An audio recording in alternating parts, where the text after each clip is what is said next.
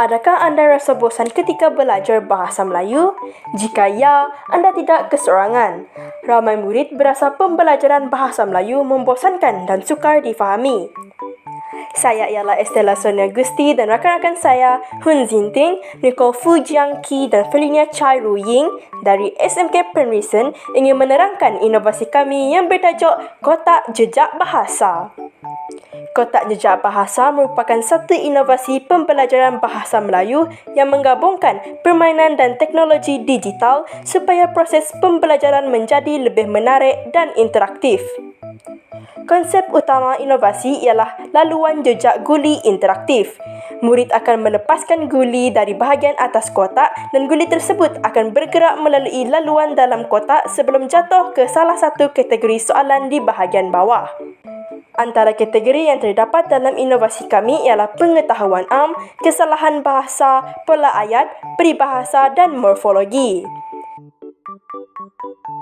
Selepas memperoleh kategori, murid perlu menjawab kuis menggunakan aplikasi Kahoot berdasarkan kategori tersebut.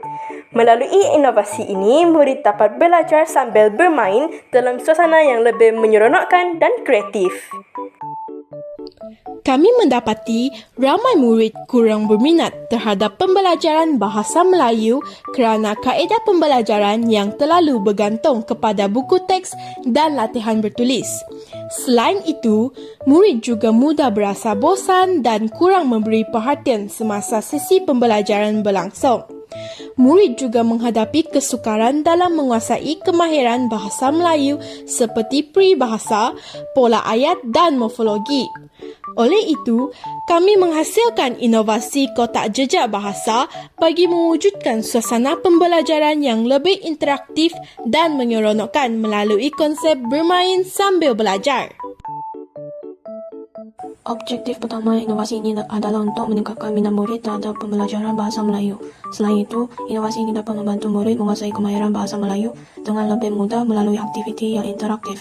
Seterusnya, inovasi ini juga dapat meningkatkan pelibatan aktif murid semasa proses pengajaran dan pembelajaran berlangsung. Bahan yang digunakan untuk menghasilkan inovasi ini kebanyakannya terdiri daripada bahan kita semula seperti papan lapis terpakai, penyepit, pembalut buku lama dan guli. Selain itu, kami juga menggunakan gam untuk mencantumkan papan lapis serta cat air untuk mencantikkan inovasi ini. Kos penghasilan inovasi ini adalah rendah, iaitu sebanyak RM3.50 yang digunakan untuk membeli gam sahaja. Kebanyakan bahan lain diperoleh daripada barang terpakai dan mudah didapati.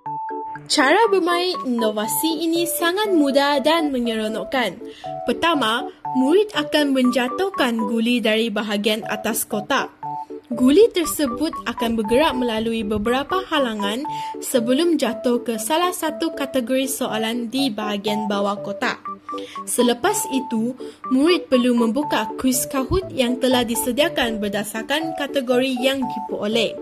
Setiap kategori mengandungi 10 soalan yang boleh dijawab secara individu ataupun berkumpulan.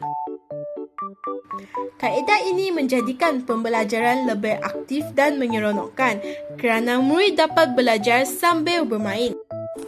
Inovasi ini memberi impak positif kepada murid kerana mereka menjadi lebih fokus dan aktif semasa sesi pembelajaran berlangsung.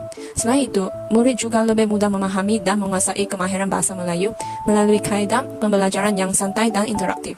Penggunaan permainan dan teknologi digital turut meningkatkan minat murid terhadap pembelajaran bahasa Melayu. Secara keseluruhannya, inovasi ini berjaya mewujudkan suasana pembelajaran yang lebih kreatif, menyeronokkan dan berkesan. Kesimpulannya, kotak jejak bahasa merupakan satu inovasi yang dapat membantu murid mempelajari bahasa Melayu dengan lebih mudah dan menyeronokkan. Kami berharap inovasi ini dapat digunakan sebagai bahan bantu mengajar yang lebih kreatif di sekolah pada masa akan datang.